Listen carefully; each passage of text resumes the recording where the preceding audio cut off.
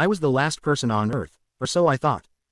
The silence was the first thing that truly registered. Not the absence of loud noises, but a profound, all-encompassing stillness that pressed against Maya's eardrums. At 28, she had always lived in the vibrant chaos of the city, a constant hum of traffic and human activity her perpetual soundtrack. Now, there was nothing. She woke up in her apartment, the sunlight streaming through the window painting familiar patterns on the floor. Everything seemed normal, except for the eerie quiet. She checked her phone. No signal. She went to the window and looked out at the street below. Empty. Cars were parked haphazardly, some doors ajar, as if their occupants had vanished mid-activity. A wave of confusion washed over her, quickly followed by a prickle of fear. She went outside. The city was deserted. Shops stood open, their wares untouched. Newspapers lay scattered on the sidewalks, the headlines from the day before frozen in time. There was no sign of life, no sound except the whisper of the wind through the empty streets. Days bled into weeks. Maya explored the silent city, a ghost in a concrete shell. Initially, there was a strange sense of freedom, the ability to go anywhere, take anything. She stocked up on food, found a generator for electricity, and made the deserted library her temporary home. But the novelty soon wore off, replaced by a gnawing loneliness. The silence became oppressive, the emptiness a constant reminder of her isolation. She called out, her voice swallowed by the vast emptiness. There was no reply. She tried the radio, scanning through static-filled frequencies. Nothing. She drove to the outskirts of the city, hoping to find signs of life in the surrounding towns. They were deserted too. It was as if the entire world had simply stopped. She started to keep a journal, filling the silent pages with her thoughts, her fears, her memories of the world that was. It was a way to feel less alone, a conversation with a past that seemed increasingly distant. She created routines to maintain a semblance of normalcy, waking up at the same time, exercising, reading, exploring a different part of the city each day. But the silence was always there, a constant, heavy presence. She started to talk to the mannequins in the deserted department stores, giving them names, imagining conversations. It was a descent into a lonely kind of madness, but it was better than the crushing silence. She found solace in the small things, the beauty of a sunset over an empty skyline, the resilience of a flower pushing through a crack in the pavement, the echoes of music from her old headphones. But the loneliness was a constant ache. She began to believe she was truly the last person on Earth. The thought was terrifying, but also strangely final. There was no one to wait for, no rescue to hope for. It was just her and the silent world. Years passed. Maya adapted to her solitary existence. She became resourceful, learning to fix things, to grow her own food in rooftop gardens. The city, once a symbol of bustling life, became her quiet, sprawling home. She still missed the sounds, the voices, the simple presence of other people. But she had found a way to survive, to carve out a life in the emptiness.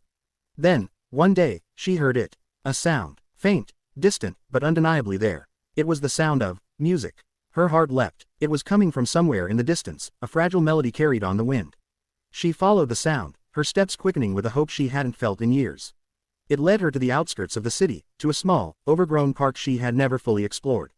And there, in the center of the park, was a small, makeshift camp. A fire crackled merrily, casting dancing shadows on the surrounding trees. And sitting by the fire, playing a guitar, was a man. He looked up as she approached, his eyes widening in surprise. He was older, his face weathered, but his eyes held a spark of life Maya hadn't seen in what felt like a lifetime. Silence hung in the air for a moment, broken only by the crackling fire and the distant hum of the city. Then, the man smiled, a slow, genuine smile that reached his eyes. "Well, hello there," he said, his voice a little rough but undeniably real. "Didn't think I'd see another soul." Maya could only stare, tears welling in her eyes. She wasn't alone. His name was Silas. He had been away on a remote research trip when whatever had happened had emptied the world. It had taken him years to make his way back, following faint radio signals, hoping against hope. The relief Maya felt was overwhelming. It was like waking from a long, lonely dream. Over the next few weeks, they shared their stories, their experiences of the silent world. There was a profound connection between them, forged in the crucible of isolation. Then, they found others. Small, isolated pockets of survivors scattered across the desolate landscape, each with their own tales of loss and survival. A small community began to form, drawn together by the shared experience of being the last people on Earth, or so they had thought. Life began to return, slowly, tentatively. The silence was still there, a constant reminder of what had been lost, but it was no longer absolute. There were voices now, laughter, the sounds of people working together. But the question lingered. What had happened? What had emptied the world? None of them knew. There were theories, whispers of a pandemic, a sudden catastrophe, but no concrete answers. And then, they found the recordings. In an underground research facility, untouched by whatever had swept the surface, they found a series of video logs. A scientist, his face etched with fear and a desperate urgency in his voice, spoke of a failed experiment, a bioengineered pathogen that was meant to target a specific genetic marker but had mutated, becoming airborne and lethal. He spoke of the rapid spread, the chaos, the eventual silence. He was the last one in the facility when he made his final recording, his voice weak, his eyes filled with a haunting regret. They were the remnants of a world undone by human hubris. The silence wasn't a natural phenomenon, it was the echo of a catastrophe. The knowledge was a heavy burden, a stark reminder of the fragility of their existence. They were not the last by chance, they were the survivors of a self-inflicted apocalypse. But amidst the ruins, a new kind of hope began to bloom. They had found each other. They were building something new, a community forged in loss, bound by the shared will to survive. The silence would always be a part of their world, a constant reminder of the past, but it no longer defined their future. They were the last, for now, but they were together, and in that togetherness, there was a chance for something more.